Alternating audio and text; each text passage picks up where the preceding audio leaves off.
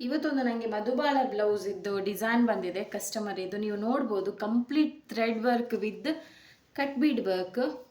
So ಇದರಲ್ಲಿ ನಾನು ಹೇಗೆ ಕಲರ್ ಕಾಂಬಿನೇಷನ್ ಮಾಡಿದ್ದೇನೆ ಅಂತ ನಾನು ಈ ವಿಡಿಯೋದಲ್ಲಿ ಕ್ಲಿಯರ್ ಆಗಿ ಹೇಳ್ತೇನೆ. ಸೊ ಬಿಗಿನರ್ಸಿಗೆ ಹೆಲ್ಪ್ ಆಗ್ಬೋದು. ಕೆಲವೊಂದು ಸಲ ಏನಾಗುತ್ತೆ ಅಂದರೆ ನಮಗೆ ಸೇಮ್ ಕಲರ್ ಸಾರಿ ಸೇಮ್ ಕಲರ್ ಬ್ಲೌಸ್ ಕಲರ್ ಬರುತ್ತೆ, ಆಗ ನಮ್ಗೆ ಯಾವ ಕಲರ್ ಹಾಕಬೇಕು ಅಂತಲೇ ಗೊತ್ತಾಗಲ್ಲ. ಸೊ ಆಗ ನಾವು ಏನು ಮಾಡ್ತೇವೆ, ಯಾವುದ್ಯಾವುದೋ ಕಲರ್ ಹಾಕ್ತೇವೆ, ಬಟ್ ಅದು ಮ್ಯಾಚ್ ಆಗಲ್ಲ, ಕಸ್ಟಮರಿಗೆ ಇಷ್ಟ ಆಗಲ್ಲ. ಸೊ ಹಾಗಾಗಿ ನಾನು ಏನು ಹೇಳ್ತೇನೆ ಅಂದರೆ, ನೀವು ವರ್ಕ್ ಮಾಡುವಾಗ ಏನು ಮಾಡಬೇಕು ಅಂದರೆ ಕರೆಕ್ಟಾಗಿ ಕಲರ್ ಕಾಂಬಿನೇಷನ್ ಮಾಡಲಿಕ್ಕೆ ನೀವು ಕಲಿಬೇಕು. ಈಗ ನೋಡಿ, ಈಗ ಇವರದು ಒಂದು ಪೀಚ್ ಕಲರ್, ಇದಕ್ಕೆ ಪೀಚ್ ಕಲರ್ ಹೇಳೋದಲ್ಲ, ಹಾಂ ಪೀಚ್ ಕಲರ್ ಬ್ಲೌಸ್ ಆಯಿತಾ. ಸೊ ಈಗ ಏನು ಮಾಡಬೇಕು, ಈ ಕಲರ್ ನಾವೀಗ ಇದೇ ಕಲರ್ ಹಾಕಿದರೆ ಕಾಣ್ಬೋದಾ, ಬ್ಲೌಸ್ ಡಿಸೈನ್ ಕಾಣುತ್ತಾ? ಕಾಣಲ್ಲ. ಸೊ ಆಗ ನಾವೇನು ಮಾಡಬೇಕು ಅಂದರೆ, ನಾನೊಂದು ಅವರು ಕಲಿಸಿರುವ ಬ್ಲೌಸಲ್ಲಿ ಆ ರೀತಿ ಕಾಂಬಿನೇಷನ್ ಇತ್ತು. ಸೊ ಹಾಗಾಗಿ ನಾನು ಅದೇ ರೀತಿ ಟ್ರೈ ಮಾಡಿದೆ. ಅಂದರೆ ಅವರು ಪಿಂಕ್ ಕಳಿಸಿದರು, ಬಟ್ ಇದು ಪೀಚ್ ಕಲರ್. ಆಗ ನಾನು ಏನು ಮಾಡಿದೆ ಅಂದರೆ, ಪಿಂಕ್ ಮತ್ತು ಪೀಚ್ ಕಲರ್ ಈ ಎರಡು ಸಿಲ್ಕ್ ಥ್ರೆಡ್ನ ಮಿಕ್ಸ್ ಮಾಡಿಕೊಂಡು ಒಂದು ಫ್ಲವರ್ ಡಿಸೈನ್ ಮಾಡಿದ್ದೇನೆ. ನಾನು ಇಲ್ಲಿ ನೋಡಿ ಒಂದು ಫ್ಲವರ್ ಡಿಸೈನ್ ಮಾಡಿದ್ದೇನೆ. ಪಿಂಕ್ ಮತ್ತು ಪೀಚ್ ಕಲರ್ ಮಿಕ್ಸ್ ಮಾಡಿ ಒಂದು ಫ್ಲವರ್ ಡಿಸೈನ್ ಮಾಡಿದ್ದೇನೆ.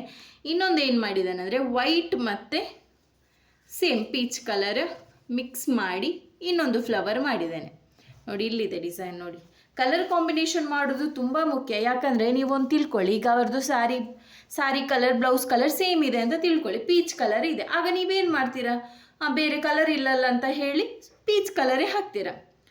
ಪೀಚ್ ಕಲರ್ ಹಾಕುವಾಗ ಏನಾಗುತ್ತೆ, ನಿಮಗೆ ಡಿಸೈನ್ ಹೈಲೈಟ್ ಆಗಲ್ಲ ಈ ಬ್ಲೌಸ್ ಪೀಸ್ ಮೇಲೆ.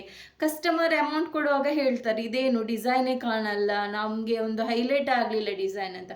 ಸೊ ಹಾಗೆ ಹೇಳೋದಕ್ಕಿಂತ ಈ ಥರ ಸೇಮ್ ಕಲರ್ ಸಾರಿ ಸೇಮ್ ಕಲರ್ ಬ್ಲೌಸ್ ಬಂದಾಗ ಏನು ಮಾಡಬೇಕಂದ್ರೆ, ಆ ಸಾರಿ ಕಲರ್ ಒಂದೇಳೆ ದಾರ ತೊಗೊಳ್ಬೇಕು, ಮತ್ತು ನಿಮಗೆ ಅದಕ್ಕೆ ಮ್ಯಾಚ್ ಯಾವುದು ಆಗುತ್ತೆ ಅದನ್ನು ಸೂಟ್ ಆಗುವಾಗೆ ನಾವು ಸ್ಟಿಚ್ ಮಾಡಬೇಕು. ಇದು ಕಂಪ್ಲೀಟ್ ನಿಮಗೆ 10 ವರ್ಷ ಹೋದರೂ ಬ್ಲ್ಯಾಕ್ ಆಗಲ್ಲ ಅಂತ ಗ್ಯಾರಂಟಿ ಕೊಡ್ಬೋದು ನಾನು. ಇದಕ್ಕೆ ಯೂಸ್ ಮಾಡಿರುವ ಮೆಟೀರಿಯಲು ನೀವು ನೋಡ್ಬೋದು, just thread work plus cut bead work. ಅದು ಹೈ ಕ್ವಾಲಿಟಿ ಕಟ್ ಬೀಡ್ಸ್ ನೋಡಿ, ಯಾವುದೇ ಕಾರಣಕ್ಕೂ ಬ್ಲ್ಯಾಕ್ ಆಗಲ್ಲ. ಇದು ಕಂಪ್ಲೀಟ್ ಇದರದ್ದು ನಾನು ಬಾರ್ಡರ್ ಡಿಸೈನ್ ಕೂಡ ಹಾಗೆ ಸಿಲ್ಕ್ ಥ್ರೆಡಲ್ಲಿ ಚೈನ್ ಸ್ಟಿಚ್ಚು ಮತ್ತು ಝರಿ ಥ್ರೆಡಲ್ಲಿ ಚೈನ್ ಸ್ಟಿಚ್ ಕೊಟ್ಟಿದ್ದೇನೆ. Complete thread work, maggam work ಅಂತಲೇ ಹೇಳ್ಬೋದು. ಅದು ಮಧುಬಾಲ ಬ್ಲೌಸ್ ಡಿಸೈನ್. ಸೊ ಇವರದ್ದು ಬ್ಯಾಕ್ ನೆಕ್ ಈ ರೀತಿ ಬಂದಿದೆ, ಅಂದರೆ ಅವರಿಗೆ ಕೆಳಗಡೆ ಬೇಡ ಡಿಸೈನ್.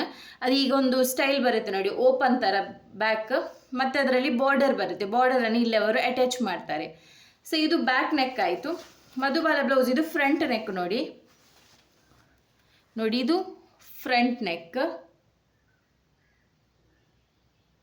ಸೊ ನೋಡಿ ಇದು ಫ್ರಂಟ್ ನೆಕ್ ಬರುತ್ತೆ ಮಧುಬಾಲ ಬ್ಲೌಸ್ ಡಿಸೈನ್ ಇದು. ಬಟ್ ಸಿಂಪಲ್ ಇದೆ ವರ್ಕ್ ಸಿಂಪಲ್ ಇದ್ದರೂ, ನೋಡಲಿಕ್ಕೆ ಸ್ವಲ್ಪ ಸಿಂಪಲ್ ಇದ್ದರೂ ಇದರದ್ದು ವಿಷಯ ಏನಂದರೆ, ನಿಮಗೆ ವರ್ಕ್ ಟೈಮ್ ಜಾಸ್ತಿ ಹಿಡಿಯುತ್ತೆ. ನನಗೆ ಇದು 2.5 days ಹಿಡಿಯುತ್ತೆ ಇಷ್ಟು ವರ್ಕ್ ಮಾಡಲಿಕ್ಕೆ. ವಿಷಯ ಏನಂದರೆ, ಫುಲ್ ಫ್ರೆಂಚ್ ನಾಟ್ ಹಾಕಲಿಕ್ಕಲ್ಲ, ನೀಟ್ ಆಗಬೇಕು ಫ್ರೆಂಚ್ ನಾಟ್. ಒಂದು ದೊಡ್ಡದು ಒಂದು ಚಿಕ್ಕದು ಆದರೆ ಆಗೋದಿಲ್ಲ.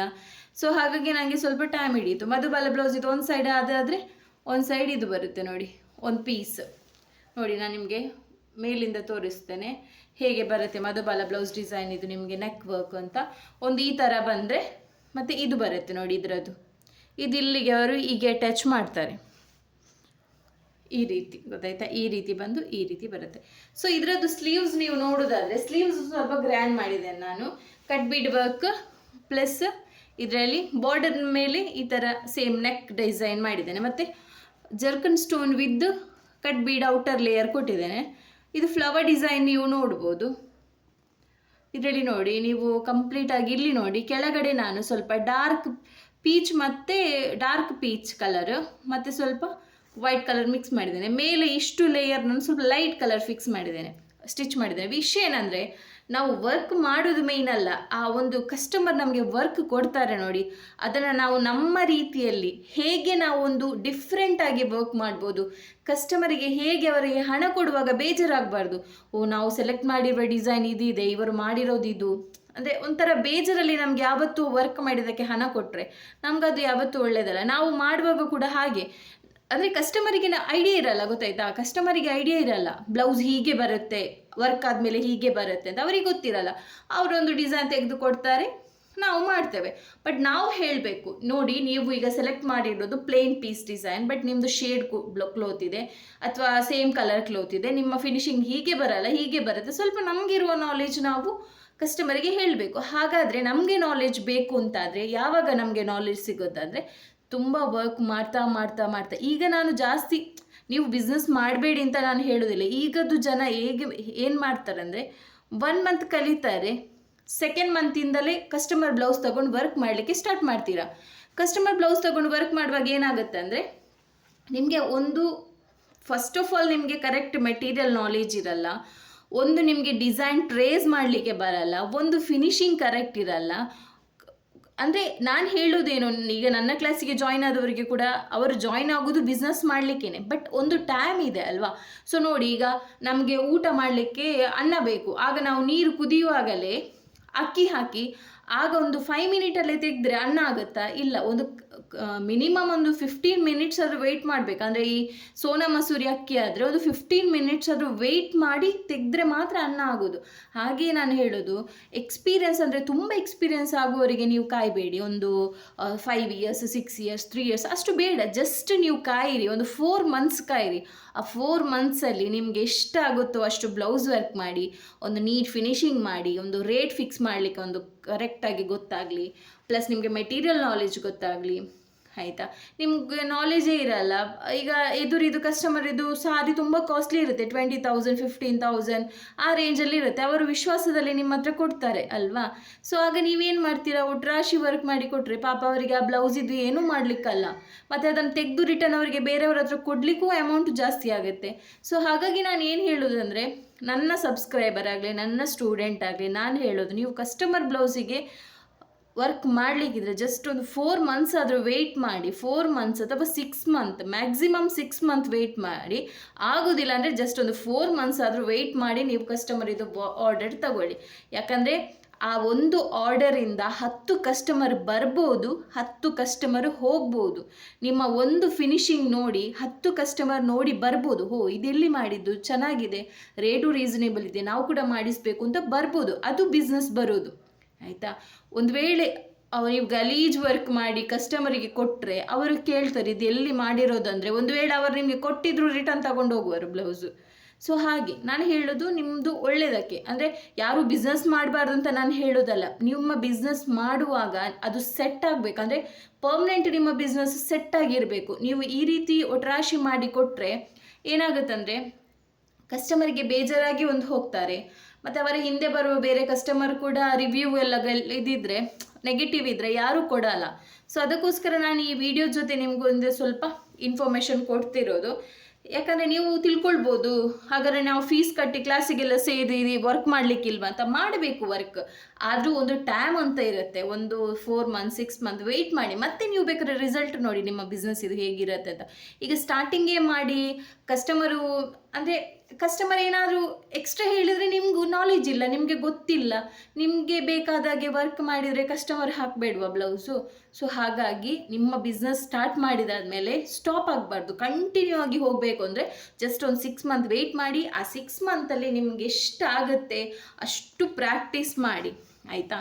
ಇದು ನಾನು ನನ್ನ ಸಬ್ಸ್ಕ್ರೈಬರಿಗಾಗಲಿ ಅಥವಾ ನನ್ನ ಸ್ಟೂಡೆಂಟಿಗಾಗಲಿ ಕೊಡ್ತಿರೋ ಒಂದು ಚಿಕ್ಕ ನಾಲೆಜನ್ನ, ಅಂದರೆ ಒಂದು ಎಕ್ಸ್ಪೀರಿಯನ್ಸ್. ಯಾಕಂದರೆ ನಿಮ್ಮ ಬಿಸ್ನೆಸ್ ಸೆಟ್ ಆಗಿರಬೇಕು ಅಂದರೆ ಸ್ವಲ್ಪ ತಾಳ್ಮೆಯಿಂದ ನೀವು ವರ್ಕ್ ಮಾಡೋದನ್ನು ಕಂಟಿನ್ಯೂ ಮಾಡಬೇಕು. ಅಂದರೆ ಆ 6 ಮಂತ್ ನೀವು ಸುಮ್ಮನೆ ಕೂತ್ಕೊಳ್ಬೇಡಿ, ನಿಮ್ಮ ಬ್ಲೌಸಿಗೆ, ನಿಮ್ಮ ಮನೆಯವರ ಬ್ಲೌಸಿಗೆ ಅಥವಾ ಪ್ರಾಕ್ಟೀಸ್ ಕ್ಲೋತ್ ಮೇಲೆನ ಪ್ರಾಕ್ಟೀಸ್ ಮಾಡಿ. ಫಿನಿಶಿಂಗ್ ನೀಟ್ ಬಂತು ಅಂದರೆ ಯಾವ ಕಸ್ಟಮರ್ ಆದರೂ ನಿಮ್ಮ ಹತ್ರ ಬರ್ತಾರೆ ವರ್ಕ್ ಮಾಡಿಸಲಿಕ್ಕೆ. ಆಯಿತಾ?